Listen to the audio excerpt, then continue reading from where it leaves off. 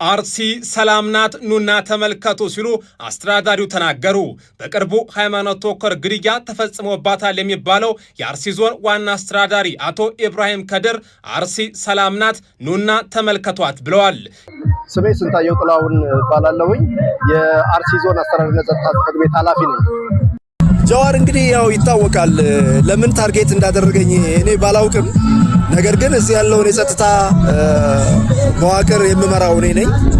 ከፖሊስ ጋር በመሆን በጥምረት እዚህ አካባቢ ላይ ያለውን ሰላምና መረጋጋት ለማምጣት ከፍተኛ ስራና ጥረት እያደረጉ ነው ያለው። አርሲ ክልል ላይ እየገደለና እየጨፈጨፈ ያለው የታጠቀ ቡድን ነው እንጂ የእስልምና እምነት ተከታይ አይደለም። በአርሲ የተደረገውን የኢትዮጵያ ኦርቶዶክስ ተዋሕዶ ቤተክርስቲያን ጭፍጨፋ ዓለም ዛሬ በብዙ መንገድ እያነሳው ይገኛል። እኛ ግን በጨለማ ውስጥ ስላለ በጨለማ ውስጥ መሄድ መራመድ መደምረቅ ስለማይቻል ቀኑ ስለጨለመች የምናደርገው ጠፍቶን ዝም ብለናል። የሚለቀሰውን ልቅሶ ተመልከት፣ የሚጮኸውን ጩኸት ተመልከት። ሰላም ጤና ይስጥልኝ። እንዴት አላችሁ? እግዚአብሔር የተመሰገነ ይሁን። በአዳዲስ ቪዲዮ ተመልሼ መጥቻለሁ። እንግዲህ አርሲ ሰላም ናት ይላሉ የዞኑ አስተዳደር አንድ የሰጡት መግለጫ አለ። ከዛም አልፎ እንግዲህ የዞኑ ደግሞ የአርሲ የጸጥታ ክፍል ኃላፊ የሆኑትን ያስተላለፉት መልእክት አለ። በመልእክቶቻቸው እንግዲህ በአርሲ መታገት፣ መዘረፍ፣ የተለያዩ ነገሮች እንዳሉ ጠቅሰው ይህንን የሚያደርገው ኃይል ማን እንደሆነም እየተናገሩ ይገኛል። ይህንን ማስቃኛቸው ይሆናል። እንግዲህ ሰሞኑን በተለያዩ ማህበራዊ ሚዲያ ኢየሱስ ክርስቶስ በእኔ የማያምኑትን እረዷቸው ብሏል ብለው የሉቃስ ወንጌል ምዕራፍ 19 ቁጥር 27 አካባቢ የሚገኘውን ኃይለ ቃል መነሻ አድርገው በተለይ እስልምና እምነት ተከታዮች ያሰራጩት ያለ ነገር አለ። ያስ ነገር ምንድነው የሚለውን እንመለከታለን። ለራስ ብለህ ስማ የሚሉ መልእክቶችንም ደግሞ ማስቃኛቸው ይሆናል። እንዲሁም አቤል አቡና ተፈቷል፣ በእስር ላይ መቆየቱ ይታወሳል። በእስር ቤት ግን ያተረፋቸውን ነገሮች ገልጾልናል። እነዚህንና ሌሎች ነገሮች ያስቃኛቸዋለሁ። እስከ መርሃ ግብሩ ፍጻሜ አብራችሁኝ እንድትቆዩ ጠይቃለሁ። ለብዙዎች ይደርስ ዘንድ ላይክ እና ሼር ማድረጋችሁን እንዳትረሱ። ላይኩ ቢያንስ 1500 ይግባ። እስቲ ከአርሲ ሰላም ናት ካሉት እንጀምር። አርሲ ሰላም ናት ኑና ተመልከቱ ሲሉ አስተዳዳሪው ተናገሩ። በቅርቡ ሃይማኖት ተኮር ግድያ ተፈጽሞባታል የሚባለው የአርሲ ዞን ዋና አስተዳዳሪ አቶ ኢብራሂም ከድር አርሲ ሰላም ናት ኑና ተመልከቷት ብለዋል። የአርሲ ሕዝብ በብሔር እንዲጋጭና እንዲከፋፈል እንዲሁም በሕዝብ ዘንድ ጥርጣሬ እንዲኖር በሚዲያ ላይ የሚሰሩ ስራዎች የአርሲን ሕዝብ አይመለከተውም ብለዋል። ችግር የተፈጠረበት ወደ ተባለበት ቦታ መሄዳቸውን የተናገሩት ዋና አስተዳዳሪው ሚዲያ ላይ ነገረውና ቦታው ላይ የሰሙት የሚገናኝ አይደለም ብለዋል። ሳይሞት ሞተ የሚባልበት፣ ሳይጠፋ ጠፋ የሚባልበት የሚነዙ ወሬዎች መቆም አለበት ሲሉም ተናግረዋል። በተጨማሪም ህዝቡ ተዋዶና ተዋልዶ የሚኖር ህዝብ ነው። በሩቅ ሆናችሁ ከምታወሩ ኑና እዚሁ አርሲ ቦታው ላይ ተመልከቱ ብለዋል። እርሳቸው እንዲህ ይበሉ እንጂ መንግስታዊ የሆነው የሰላም ሚኒስቴር በቅርቡ ባወጣው መግለጫ ሪፖርቱም 3 ንጹሃን መሞታቸውና አንድ የኦርቶዶክስ ቤተክርስቲያን መቃጠሉን አስታውቆ ነበር። እናንተ ስለ ጉዳዩም ትላላችሁ? እንደተመለከታችሁት ነው እንግዲህ እኚህ የዞኑ አስተዳደር ናቸው። ትላንት ቪዲዮንም አቅርቤላችኋለሁ። ከራሳቸው አንደበት ሲናገሩ አርሲ ሰላም ናት መታችሁ ተመልከቱ ብለዋል። እንግዲህ ምን ማለት እንዳለብን አላውቅም። ይህ ቪዲዮ ግን እንዲቀመጥ ፈልጋለሁ። እናንተ በዚህ ላይ ሐሳብ ስጡ። ይሄን ቪዲዮ ግን አስቀምጡት። ምናልባት ነገ ከነገ ወዲያ የሚያስፈልገን ጊዜ ይኖራል። እኛም የምንፈልገው የአርሲን ሰላም ነው።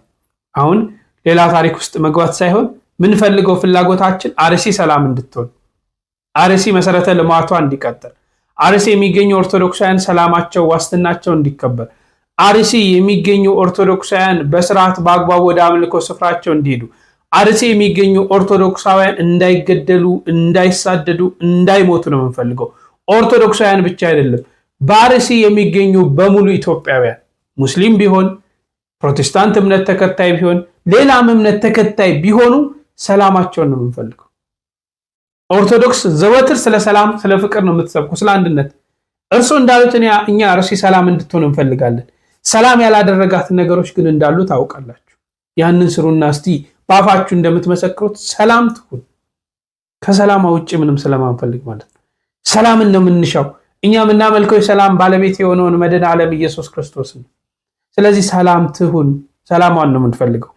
ግን የጸጥታ ኃላፊው ያስተላለፏቸው መልእክቶች አሉ። ስሜ ስንታየው ጥላሁን ባላለሁኝ የአርሲ ዞን አስተዳደርና ጸጥታ ጽሕፈት ቤት ኃላፊ ነኝ። ጀዋር እንግዲህ ያው ይታወቃል ለምን ታርጌት እንዳደረገኝ እኔ ባላውቅም፣ ነገር ግን እዚህ ያለውን የጸጥታ መዋቅር የምመራው እኔ ነኝ። ከፖሊስ ጋር በመሆን በጥምረት እዚህ አካባቢ ላይ ያለውን ሰላምና መረጋጋት ለማምጣት ከፍተኛ ስራና ጥረት እያደረጉ ነው ያለሁት። እሱ በሚለው መልኩ ሳይሆን እኔ በህብረተሰቡ ውስጥ ህብረተሰቡ ነው የሚያውቀው። ምናልባት እሱ በጻፈው ላይ እሱ በፕሮፓጋንዳ ሊጠቀምበት የፈለገው ላይ ኮሜንቱን ማየት ይቻላል ማለት ነው፣ ህዝቡ የሚሰጠውን ግብረ መልስ እና ምንድነው ይሄንን የሚያደርግበት ምክንያት ህብረተሰብና ህብረተሰብ እንዳይጋጭ ሚና እየተጫወትን ስለሆነ ያንን እኛን ለማሸማቀቅና በህብረተሰቡ ዘንድ ተጠርጣሪና ጥርጣሬ እንዲገባ እኛም ወደ ኋላ እንድናሸበርቅ ለማድረግ እየተፈጠረ የፕሮፓጋንዳ ስራ የጃዋር ሴል ወይም ደግሞ በሱ በኩል መሳሪያ የታጠቁና ሁሌ የሆነ ነገር ሲኖር ለመረበሽ የሚንቀሳቀሱ አሉ የሚባል ነገር አለ። እሱስ መረጃ ያገኛችሁት አለ በእናንተ በኩል? ምን ትክክል አይደለም እንደ ሸኔን የሚመራው እኮ እሱ ነው። አስቀድሞ መረጃ የሚሰጣቸው እኮ እሱ ነው። አስቀድሞ የሆነውን ነገር መረጃ የሚሰጥ ህብረተሰቡ ውስጥ ያለውን ነገር በመረጃ በተለያየ መንገድ ከዚህ ቀደም የነበሩትን ሴሎች እያንቀሳቀሰ ከዛ መረጃ በመውሰድ ህዝብን በማጋጨት እነሱን ደግሞ ከበር የማድረግ ነገር አለ። እስኪ እንደው ለትዝብት ያህል ሸኔ እናደረገ ሲባል ሰምተው ያውቃሉ? ጀዋር ይሄን ያደርጋል። ምክንያቱም እሱ ነው የሚመራው። በተለይ አርሲ ውስጥ ያለውን የሸኔን ክንፍ የሚመራው ጀዋር ነው። ራሱ ነው እየመራ ያለው። እዛ ሆኖ እየመራ ያለው በተለያየ መንገድ በፕሮፓጋንዳ በሁሉ ነገር ሲረዳ የነበረ ሰው ነው። በጀትም ጭምር እያስተባበረ ሌላ አካባቢ ላይ የሄደ ሁሉ ነገር እያደረገ እዚህ አርሲን መሰረት ያደረገበት ምክንያት አርሲ የብሔር ብሔረሰቦች ሀገር ነው። እስላም ክርስቲያኑ ሁሉ ተከባብሮ የሚኖርበት ሀገር ነው። አርሲ ላይ ችግር ተፈጠረ ማለት በአገር ደረጃ ችግር ነው የሚፈጠር። ጀዋር አስቀድሞ ያውቃል። ስለዚህ ሁልጊዜ እየኮረኮረ የተረፉ ሴሎቹ በጣም አብዛኛዎቹ ተመልሰዋል። እሱ ማን እንደሆነ አውቀው ተመልሰው እንደውም አሁን ተውረፍ እኛ አሁን ያለንበት ሁኔታና አንተ የምታወራው ነገር የተለያየ ነው እያሉት ነው ያሉት ብዙዎቹ ማለት ነው። ከዚህ ቀደም ተከታይ ብዙ ነበረው፣ ነገር ግን ዛሬ የለም። የአርሲ ህዝብ ሁሉ ነገር አውቆታል፣ ተገንዝቦታል። ጀዋር የሽብጥ ጠማቂ ደመጣጭ መሆኑን በደንብ ተረድተውታል። በግልጽ ነው የተረዱት ይሄንን። ስለዚህ ይሄ ግልጽ ነው፣ ህብረተሰቡም የሚያውቀው ነው። ጀዋር እንደሚመራኛ በትክክል አውቀነዋል። ምክንያቱም እሱ ፕሮፓጋንዳ ከሚያደርገው ከሚለጥፋቸው አንዳንድ ዜናዎችና መልእክቶች ብዙ መረዳት ይቻላል ማለት ነው። በተዘዋዋሪ መንገድ ጀዋር አርሲ ላይ ያለውን ክንፍ እንደሚመራ በእርግጠኝነት እርግጠኛ መሆን ይቻላል ማለት ነው። ከፖስቱ መረዳት ይቻላል። እሺ፣ እንደው በሌላም በኩል ደግሞ ከናንተ አሁን የጸጥታ ክፍል ኃላፊ ነኝ ብለውት ከናንተ ምን ያህል ሰው ሞቷል? ያው መቼም ብዙ ጊዜ ታጣቂ ወይ ደግሞ የፖሊስ ኃይል ሲሞት ቁጥሩ አይጠቀስም። የሞተው ተራው ሰው ነው ከሌ ሞተ ወይ ደግሞ ከሃይማኖት ጋር ምናምን ተያይዞ ቁጥሩ የሚጠቀሰው። እሳቸው እንደገለጹልን ደግሞ ቁጥሩ ከፍተኛ የሆነው የጸጥታ ኃይል ነው የሞተብን፣ የሚሊሻ ኃይል ነው የሞተብን የሚል ገልጸውልን። አዎ የሚሊሻ ኃይል በተለያየ ወረዳ ላይ ከሸኔ ጋር ግጭት ሲፈጠር ከሸኔም ይሞታል፣ ከኛም ይሞታል። ጦርነት ነው። ያው ጦርነቱ እኮ በጥይት ነው፣ በድንች አይደለም ወይ ደግሞ በቲማቲም አይደለም። ሰው ሞቷል። ነገር ግን አሁን ምንድነው እዚህ ጋር ሰው ሲሞት ከኛም ሲሞት እኛ ያለን ታጣቂ የአንድ ብሔር ታጣቂ አይደለም፣ የአንድ ሃይማኖት ታጣቂ አይደለም። ስብጥር የሆነ ታጣቂዎች ነው ያለው። እስላም ከክርስቲያኑ ታጣቂ ነው። አገሩን ለመጠበቅ ቃል ገብቶ ምሎ ተገዝቶ ነው ወደ ታጣቂነት የሚመጣው፣ እንደዚሁ አይደለም። ስለዚህ ሄዶ ውጊያ ሲያደርግ ይሰዋል። ሲሰዋ ግን ምንድነው የሚያደርጉት እነኛ የሽብር ጠማቂዎች? ከውስጥ ክርስቲያን የሆነውን ብቻ መቁጠር ሁኔታዎች አሉ። ሙስሊሙ ግን እስካሁን አልቆጠረም። ከዛ ይቆጠራል። ሆን ብሎ ለፕሮፓጋንዳ ይጠቀሙበታል ማለት ነው። ይሄ ሲባል ክርስቲያን አልሞተም አይደለም፣ ሲቪሉንም የሚጠቀምበት ሁኔታም አለ አርሲ ውስጥ ሆን ተብሎ። ይሄ የሚያደርገው ሸኔ ሆን ብሎ ሽብሩን ለማባባስና ህዝቦች እንዲጋጩ ለማድረግ ነው። የቀረችው አንድ ጥይት ነች። ያዋጣኛል ብሎ ደግሞ በስፋት እየተካሄደ ያለው በዘረፋውን በተለያየ መንገድም አንድ ወገንን ለማጥቃት ሁኔታዎች አሉ። ከሸኔ ያቋያ ማለት ነው። ሰው ማገት አለ፣ መዝረፍ አለ፣ መግደል አለ፣ ሲቪሉንም ማለት ነው። ይሄ ለምንድን ነው የሚደረገው? ህዝቡና ህዝቡ ተጣልቶ አይደለም፣ ህዝቡና ህዝቡ ተቃርኖ አይደለም፣ ህዝቡን ለማጋጨት ይሄው እየገደለ ያለው የሚለው ሸኔን ሙስሊም ብቻ አድርጎ የሚመለከት ሰው አለ። ሸኔ ግን ሙስሊም ብቻም አይደለም። ሸኔ ውስጥ ያለው አሉ ብዙዎቹ ተሰውተው ያየናቸው አሉ፣ ሞተው ያየናቸው አሉ፣ አንገታቸው ላይ መስቀል ይዘው ያገኘናቸው አሉ ሸኔ ውስጥ ማለት ነው። ክርስቲያኖችም እንዳሉ ይታያል። ስለዚህ እነኚህ ሃይማኖት የላቸውም። እንደው ሸኔ ውስጥ ያሉ ሰዎች ሃይማኖተኞች ናቸው ማለትም አይቻልም። ምክንያቱም ሃይማኖት የትኛውም ሃይማኖት ሰውን ግደል የሚል ሃይማኖት አስተምሮት ያለው ሃይማኖት የለም። ስለዚህ ሆን ተብሎ በሀገሪቱ ውስጥ ሌላ የጫንባቸው ሌላ አካል ኢትዮጵያን የማይፈልግ የኢትዮጵያን አንድነት የማይወዱ አካላት የጫኑባቸውን እሱን ነው ኢትዮጵያ እዚህ መጥተው አገራችን ላይ እያራገፉ ያሉት። አርሲ ደግሞ የተመረጠበት ምክንያት ሴንተር ኦፍ ኢኮኖሚ ነው። እንደገና የብሔር ብሔረሰቦች ሀገር ነው። ብዙ ሃይማኖት ያለበት አካባቢ ነው። ሆን ተብሎ ነው ይሄንን ለማድረግ የተፈለገውና የጠላት ኃይል ነው ያደረገው። ህዝባችን ይሄንን አብዛኛው ተገንዝቦታል። ነገር ግን ከውጪ በሚዲያ የሚሰማው ሁኔታውን በደንብ ያልተገነዘበ ሰው ልክ ያ የሚባለው ነገር እውነት እንደሆነ አድርጎ የሚመለከትም ደግሞ ሊኖር ይችላል። ስለዚህ አርሲ በሚባለው መልኩ እንዳልሆነ ያለው ሽብር የሚጠምቀው ሰውን የሚገድል ሰውን የሚያስር ገንዘብ የሚጠይቅ ይሄን የሚያደርግ የሸኔ ኃይል ጥቃት የሚያደርገው የሸኔ ኃይል የነ ጀዋር በፖለቲካ በተለያየ መንገድ እሱ እየመገባቸውና እሱን መሰል እያስታጠቋቸው ፈንድ እያደረጉላቸው ሽብር ለመፍጠር በህዝቡ መካከል ግጭት ለመፍጠር የሚያደርጉ ኃይሎች መሆኑን የኢትዮጵያ ህዝብ ሊያውቅ ይገባል። እንደው ሌላ ደግሞ ልጨምርሎት የምፈልገው ባለፈው ስርዓቱን በኢህአዴግ ጊዜ የሚገለጽ የነበረው የአልሻባብ ኃይል ሴሉ አለ የሚል በጥርጣሬ መልክ አቶ መለስ ማንዴ የተናገሩት ቪዲዮ እንደውም አሁን ይሄ ሰሞን በብዛት እንትን እያለ ነበር፣ ሶሻል ሚዲያው ላይ እየተዘዋወረ ነበር። እናንተ እንደ ጸጥታ ክፍል ኃላፊነታችሁ እንደው የአልሻባብ ሴል አለ የሚል ጥርጣሬ አላችሁ? እስካሁን በጥናት አልሸባብ ሴል አለ የሚል ነገር የለም።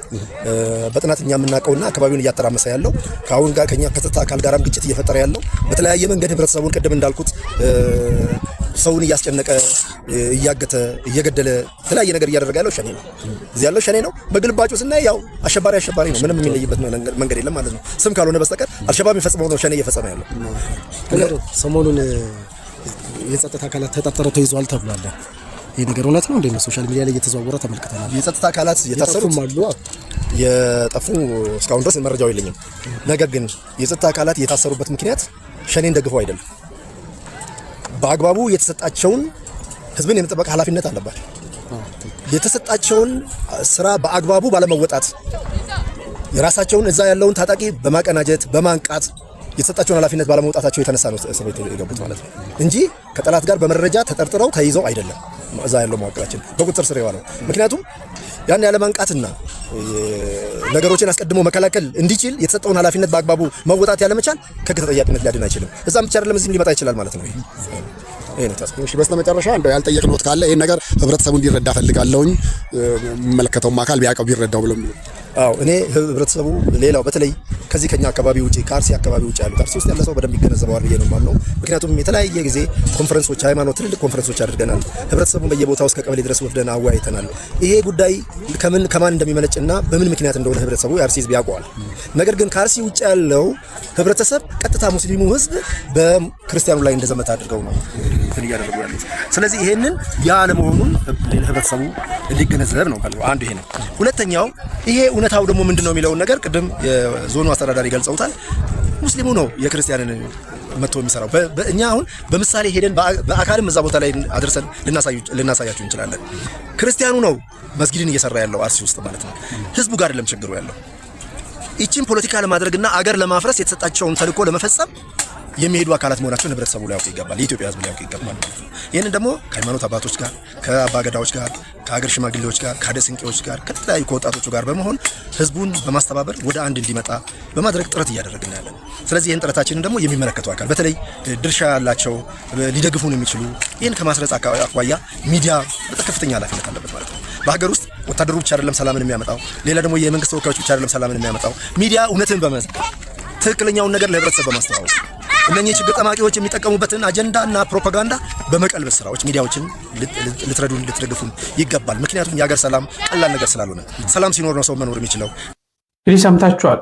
ምንም መድገም አያስፈልግም። በርካታ ነገሮችን በውስጡ አንስተዋል።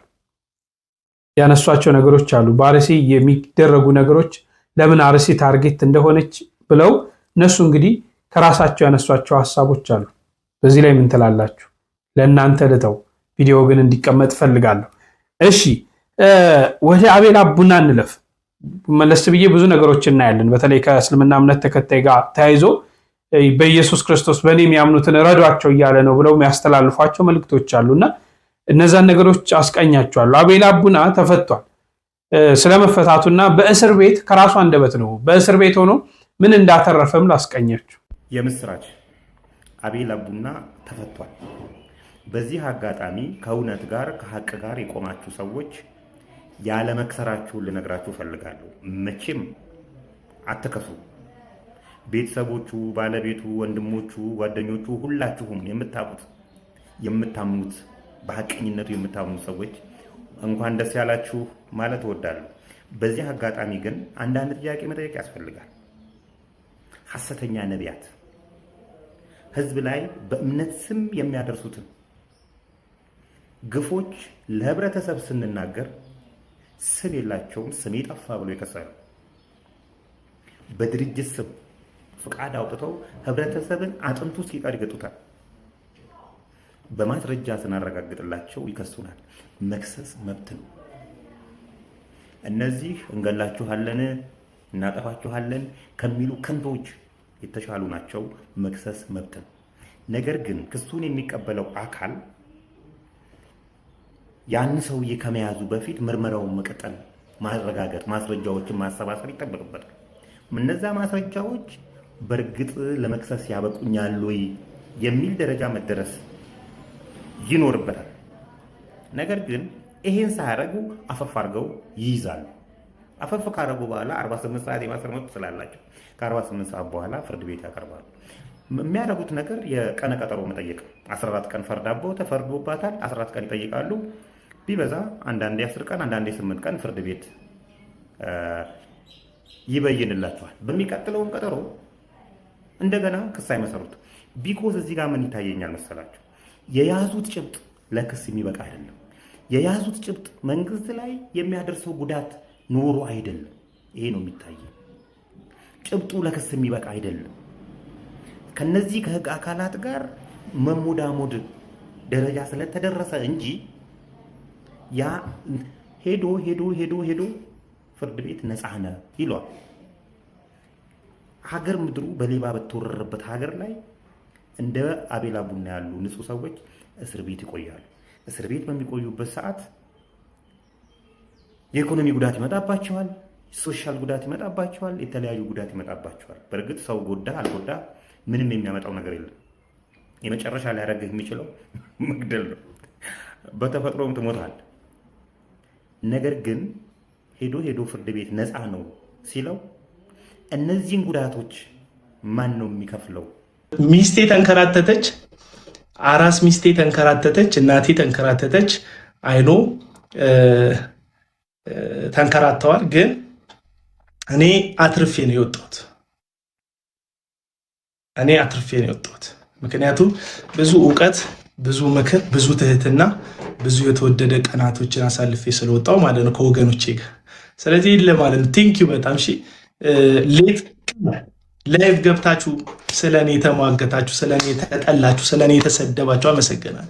የኪራይ አፍ ሆናችሁ ደግሞ ይታሰራል፣ ይበሰብሳል፣ ይቀራል ደግሞ ስትሉ ስታቅራሩ የነበራችሁ በጣም ቤተሰቤን ያሳመማችሁም ሰዎች አላችሁ። ፎቶዬ 21 ቀናት ምናምን እንደዚህ ለጥፋችሁ ስትሳደቡ የነበራችሁ ሰዎች አላችሁ። እናንተ እግዚአብሔር ሰው እንዴት ራሱን መከላከል በማይችልበት በእስር ቤት ውስጥ ሆኖ 21 ቀን ሙሉ 22 ቀን ሙሉ ፎቶውን ለጥፈ ትሳደባል? በእውነት እኔ እኮ ሰው ራሱን መከላከል ሲችል ጥሩ ነው፣ ግን ራሱን መከላከል በማይችልበት ሰው እንዴት ይሰደባል? ስለዚህ ሌላ ጊዜ የምነግራችሁ ብዙ ነገር ይኖራል። እዛ ቦታ ላይ ያየሁት ሌላ ጊዜ ማወራችሁ ማለት ነው ብዙ ነገር ይኖራል። እስከዛ ግን የኢትዮጵያ ሀገራችንን እግዚአብሔር ይጠብቃል። ሰሜኑን፣ ደቡቡን፣ ምስራቅ ምዕራቡን ሰላም ያደርጋል። እስራኤልን የሚጠብቅ አይተኛም አያንቀላፋም እንደሚል መጽሐፍ ቅዱስ ኢትዮጵያን በአራቱ ማዕዘናት የማይደክም የማይታክት እጆቹ ይጠብቃት። ኢኮኖሚ ያጎበጣቸው፣ ኑሮ ያደከማቸውን፣ ቀንበር የበዛባቸው ኢትዮጵያውያንን እግዚአብሔር ይርዳቸው፣ ይደግፋቸው። እኔ ሌላ ምለው ነገር የለኝም እንትን ስለሆነ ማለት ነው። እውነቴን ነው። እግዚአብሔር ይርዳን፣ እኔን ይርዳኝ፣ እናንተን ይርዳችሁ፣ ሌላ አይደለም። ስለዚህ የቴሌ ብር አካውንቴም አለ፣ የሲቢ ብር አካውንቴም አለ። አብራችሁኝ ቆሙ። ነገ እቺ ቪዲዮ ተቆራርጣ ይሄው ለልመና መጣ ተብሎ መሰደቢያ አይቀርም። ምንም ሳልጠይቅም ስለሚሰድቡኝ ደክሞኝ ከብዶኝ ዝም ከምል ፊት ለፊት እናንተ ወንድሞቼን ጠይቄ የሰጣችሁኝን ይዤ ካነሰ ጨምሬበት ከበዛ ደግሞ ተናገር ይሄን ያልሰጣችሁኛል ብዬ አመስግኜ እንድቀጥል ፊት ለፊት መናገሩን መርጫለሁ። ስለዚህ ተባረኩልኝ። አመሰግናለሁ። ሁላችሁንም ወዳቸዋለሁ። ነገር ሲበዛ ቃላት ይጣመማልና ይህን ያህል ከተናገርኩ ይበቃኛል።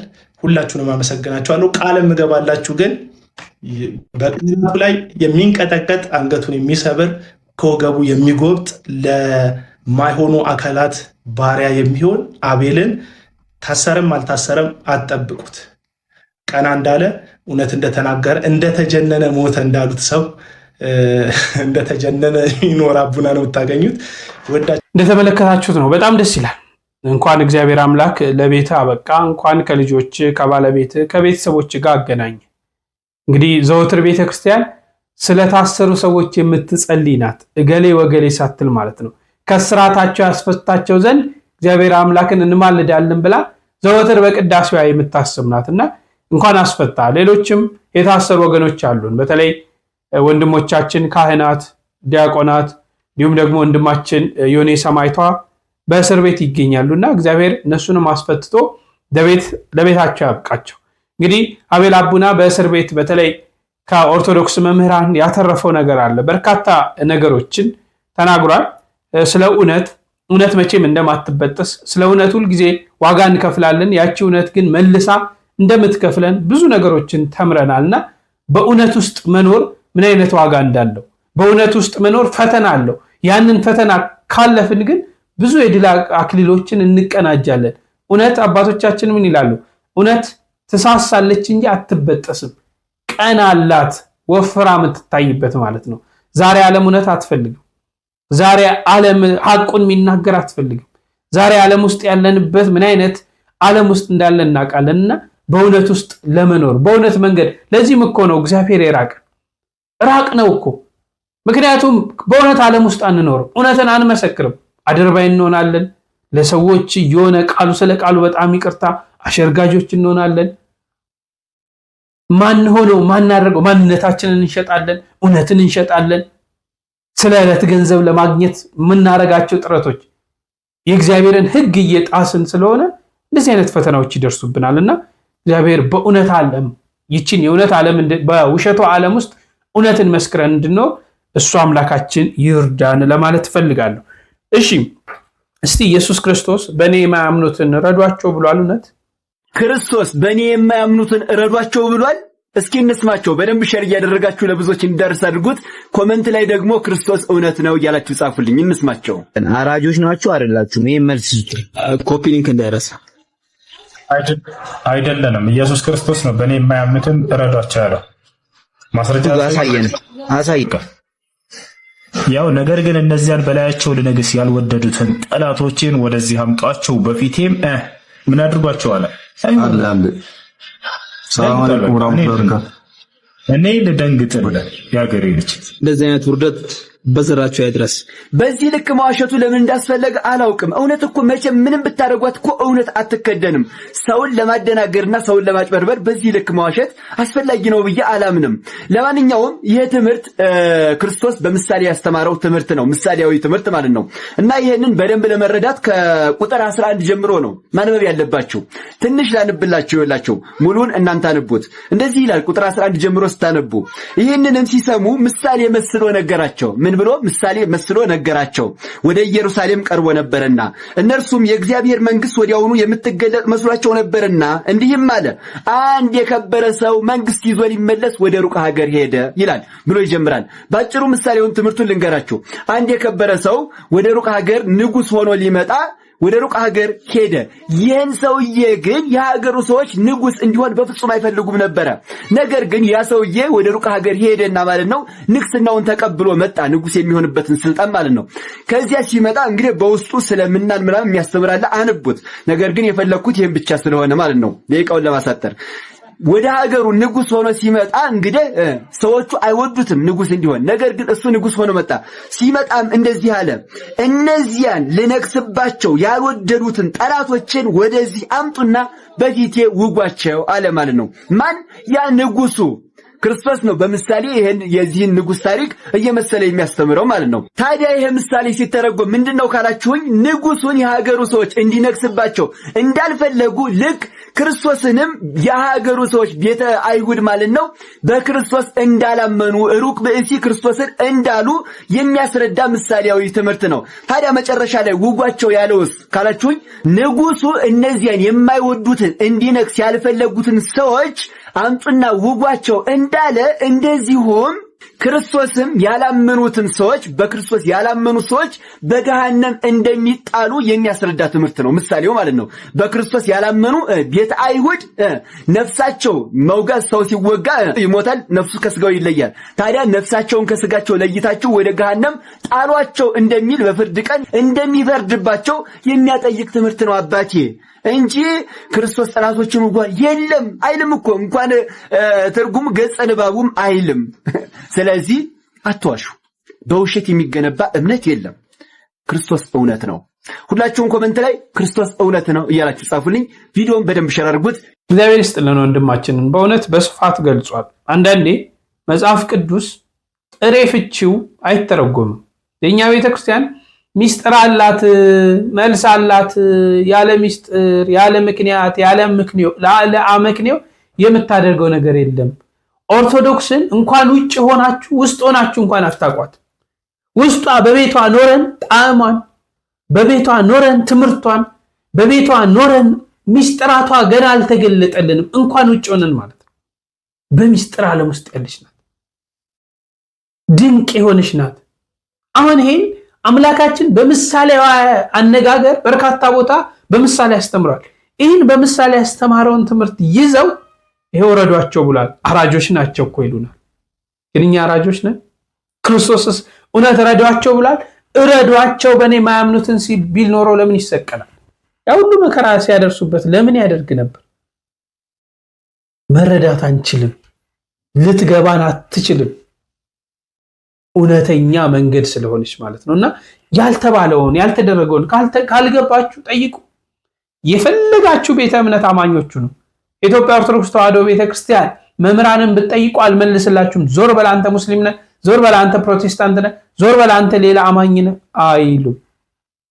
ብዙ አዋልድ መጻሕፍቶች አሏት። መጠየቅ ካቃተን ደግሞ ማለት የሉቃስ ወንጌልን የሚያብራሩ አባቶች አሉ። መጻሕፍቶች 4 ወንጌላውያት የተብራሩ አሉ። ማንበብ መመርመር ነው። ዝም ብለን እንዳመጣልን ባንናገር ለማለት ወዳለሁ።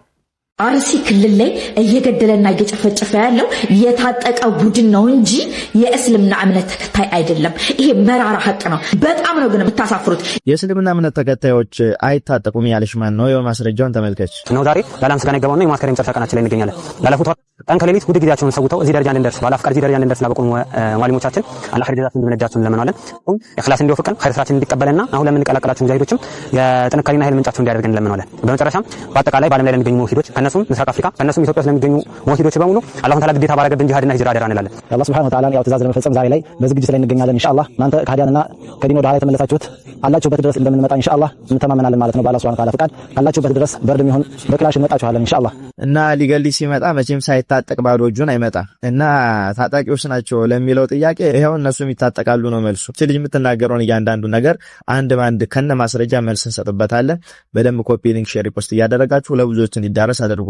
በዛውም እንደዚህ አይነት ሆዳደር ክርስቲያኖች ለህሊናችሁ እንኳን ቢያንስ ለህሊናችሁ መኖር አለባችሁ። እኛ ከማንም ጋር ጦርነት ውስጥ መግባት አንፈልግም፣ ግን ቀን በቀን እየተገደልን ደግሞ የሚገልን ማን እንደሆነ እያወቀን ዝም ብለን መሞትም አንፈልግም። ስለዚህ በዚህ ልክ ጦርነት ቀስቃሾች አድርጋችሁ እኛን ባትስሉ መልካም ነው። እውነታው ይሄ ነው። ራሳችሁን ጠብቁ ብሎ ክርስቲያኑን ማንቃት ጦርነት ማወጅ አይደለም። ጦርነት ታውጆብሃል፣ ከመታወጅም አልፎ እየታረድክ ቤተክርስቲያን እየተቃጠለ ነው ያለ ንቃ የሚሉት ክርስቲያኖች በእንደነዚህ አይነት ተራና ምንም ዕውቀት በሌላችሁ ሆዳደር ክርስቲያኖች ሲሰደቡ ማየት እጅጉን ያማል። ስለዚህ እቺ ልጅ ለምትናገረው ነገር ማስረጃ ካላት ታምጣ። እኛ ግን ለምንናገረው ነገር ለእያንዳንዱ ማስረጃ እናመጣለን። ወደሷ እንለፍስ። በሃይማኖቶቻችን ፖለቲካ ከፍታችሁ ልታጫሩትን ያላችሁ ሰው ስንት ዓመት ነው አርሲ ላይ ህዝብ የሚሞተው? 50 እና 60 ብቻ ነው። 2000 3000 ህዝብ አይሞትም በቀን አርሲ ላይ። የታጠቁ ቡድኖች አይደሉም ወገን። ለምንድን ነው ከእውነት የምንርቀው? ለምንድን ነው እውነትን የምትሸሹት?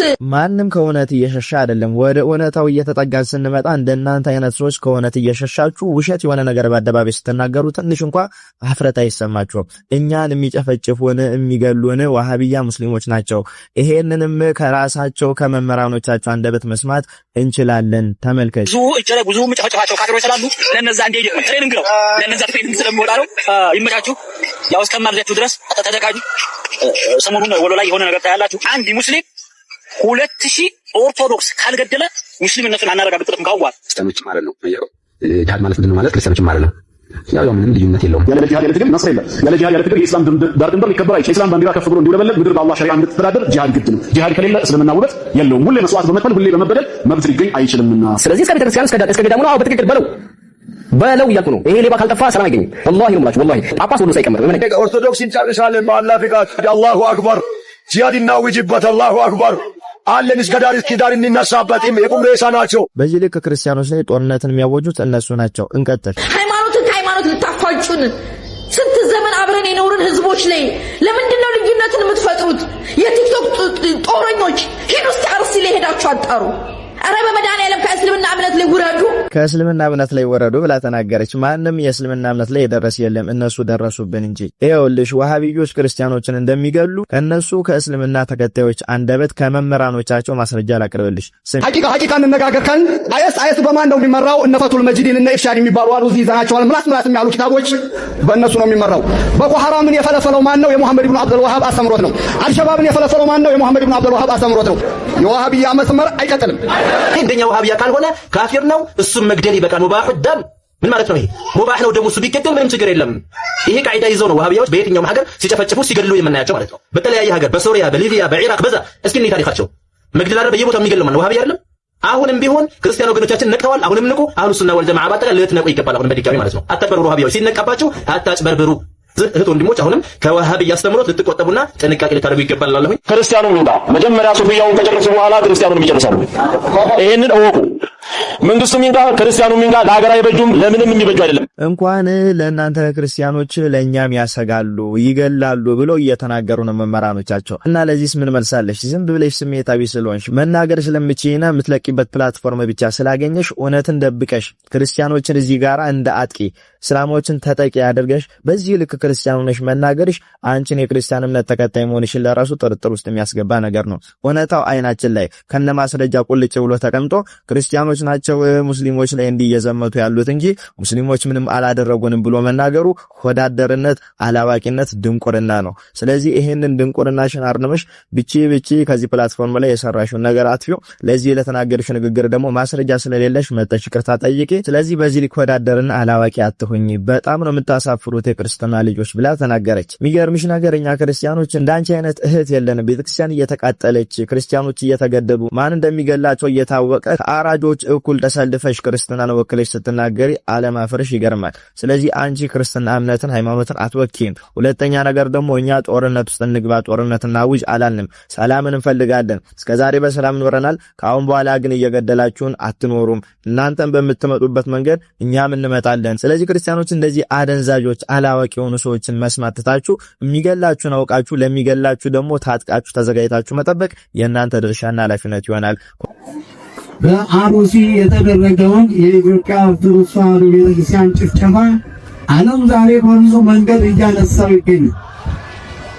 እኛ ግን በጨለማ ውስጥ ስላለ በጨለማ ውስጥ መሄድ መራመድ መደምረቅ ስለማይቻል ቀኑ ስለጨለመብን የምናደርገው ጠፍቶን ዝም ብለናል። ሞት እየሰማን ተገደሉ እየተባለ እየሰማን ምንም ማድረግ አልችልም። በጨለማ ውስጥ የሚኖር ሕዝብ የሚያደርገውን አያውቅም። መሪው ማን እንደሆነ አያውቅም። ተመሪው ማን እንደሆነ አያውቅም። ዝም ብሎ ሲወናበስ ሲጋሰስ ሲወነጃጀል ይውላል። ነገር ግን በዚህ ውስጥ በጨለማ ውስጥ በጨለማ ዘመን ውስጥ እንደ በግ የሚታረሙ ኦርቶዶክሳውያን ደግሞ የበዙበት ዘመን ነው።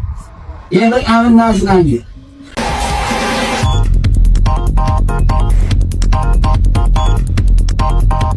ቅዱስ ጳውሎስ እኮ ዘመኑን ዋጁት ብሎ ሲናገር የመጣውን አሰስገሰስ የሆነውን ትሬንዱላ ዓለም ያመጣችውን ዘመን የወለደውን ነገር ሁሉ ተከተላችሁ ቤተክርስቲያንን አስተዋውቁ ማለት አይደለም። ቤተክርስቲያናችን የማይነካ ስርዓት አላት።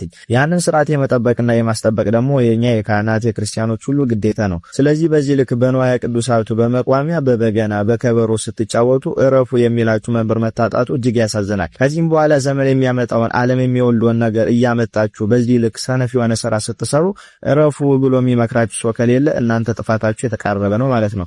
ስለዚህ ቢያንስ አንድ ነገር ሲሰሩ የምታስገመግሙት ሰው ቢኖር መልካም ነው። ይሄን ነገር ሰርተናል፣ ይሄ ነገር ከስርዓተ ቤተክርስቲያን አኳያ ልክ ነው ወይ ብላችሁ የምትጠይቁት መምህር ሊኖር ይገባል። ያ መምህርም ልክ ነው ካላችሁ ቤተክርስቲያንን ያላወቀ ስርዓትን ያልጠነቀቀ መምህር ነው ማለት ነው። ስለዚህ አንድ ነገር ለማስተዋወቅ ግዴታ ዓለም ያመጣውን ዘመን የወለደውን ነገር ከምትከተሉ ራሳችሁ በራሳችሁ መልኩ በቤተክርስቲያን ስርዓት አድርጋችሁ መስራት የምትችሉት ብዙ ነገር እያለ በዚህ ልክ ግን ወርዶ ዓለምን መምሰል ተገቢ አይደለም። ዘመኑን ዋጁት ሲል ቅዱስ ጳውሎስ ዓለምን ምሰሉ እያለ አይደለም። የዓለም ወዳጅ የእግዚአብሔር ጠላት ነው ብሎ እየተናገረ ዓለምን መስሎ ደግሞ እግዚአብሔርን ማስተዋወቅ ተገቢ አይደለም። ስለዚህ በዚህ ልክ ወርዳችሁ ባትገኙ መልካም ነው። ስርዓተ ቤተክርስቲያንን ጠብቁ። ዓለም ያመጣውን ዘመን የወለደውን ጊዜ ፈቀደውን ሁሉ አትከተሉ። ስርዓት ከስራ ይበልጣል። ሰው በስርዓት ውስጥ ሆኖ በስራው ይድናል። ያለ ስርዓት የምትሰሩት ስራ ሁሉ አያጸድቃችሁም። ስለዚህ የምትሰሩትን ስራ ሁሉ በስርዓት ስሩ እንጂ ያለ ስርዓት ስራ ብትሰሩ በእግዚአብሔር ዘንድ ተቀባይነት አይኖረውም። እግዚአብሔር የማይፈልገውን ነገር እያደረግን ለእግዚአብሔር ነው ብንልም ደግሞ ይሄ ዋጋ ሊያሰጠን አይችልም። ስለዚህ የሆነ ስራ ስትሰሩ ዓለም ስላመጣው ጊዜ ስለፈቀደው ዘመን ስለወለደው ሳይሆን ቤተክርስቲያን ምን ትላለች ትፈቅዳለች የሚለውን ነገር እያሰባችሁ ብታደርጉት መልካም ነው ለማለት ነው። ለመምህሮቻችን እግዚአብሔር አምላክ ቃል ሕይወትን ያሰማልን። ብዙ ነገሮችን ሰምታችኋል። በርከት ያሉ ቪዲዮዎችንም እያከታተልኩ ተመልክተናልና ከዚህ ውስጥ በርካታ ነገሮችን እንወስዳለን ብዬ አስባለሁ። በስርዓት መመራት እንዳለብን፣ በህግ መመራት እንዳለብን፣ ዘመኑን ዋጁ ስንባል ምን አይነት ሰዎች መሆን እንዳለብን፣ በተለይ አሁን ደግሞ እየደረሰ ያለውን ሀገራችን ላይ በአርሲ እየሆነ ያለው እኛ ያለንበት በርካታ ነገሮችን ሰምተናል። መቼም አንዳንድ ቪዲዮዎችን ስትመለከቱ ምንድነው ማገኘው ጥቅም፣ በስጋዬ ማገኘው ጥቅም፣ በመንፈሴ ማገኘው ጥቅም፣ ከዚህ የምማረው ጥቅም ምንድነው፣ ምን አይነት ነገሮችን እናገኛለን ብለን ልናስተውል ያስፈልጋል። ሁልጊዜ ለምሳሌ ጊዜዎቻችን አሁን ይህን ቪዲዮ አይታችሁ እዚህ ስትመለከቱ ጊዜያችሁን፣ ገንዘባችሁን፣ ጉልበታችሁን፣ ሰዓታችሁን፣ ብዙ ነገሮቻችሁን አቃጥላችሁ እዚህ ደቂቃ አብረን ደርሰናል አይደል?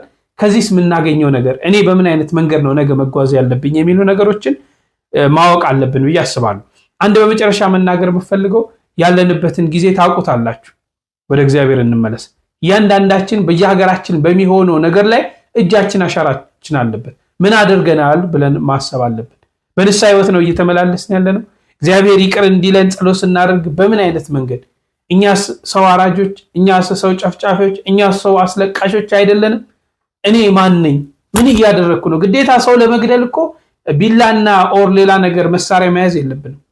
አፎቻችን፣ ያለንበት ተግባሮቻችን፣ ያለውበት ህይወት ምን አይነት ነው ብለን ራሳችንን መርምር። እግዚአብሔር አምላክ ሰላሙን ያምጣልን ለሀገራችን፣ ለወገናችን፣ ለህዝባችን፣ ለቤተ ክርስቲያናችን፣ ለሁሉም እግዚአብሔር ሰላም፣ ፍቅር፣ አንድነት ይስጥልን። የታሰሩትን እግዚአብሔር አምላክ ያስፈታልን። እኛንም በህይወት በጤና ይጠብቀን። በንስሐ ህይወት ተመላልሰን እንድንኖር የእሱ መልካም ፈቃድ ይሁንልን። ቸር ቆዩልኝ።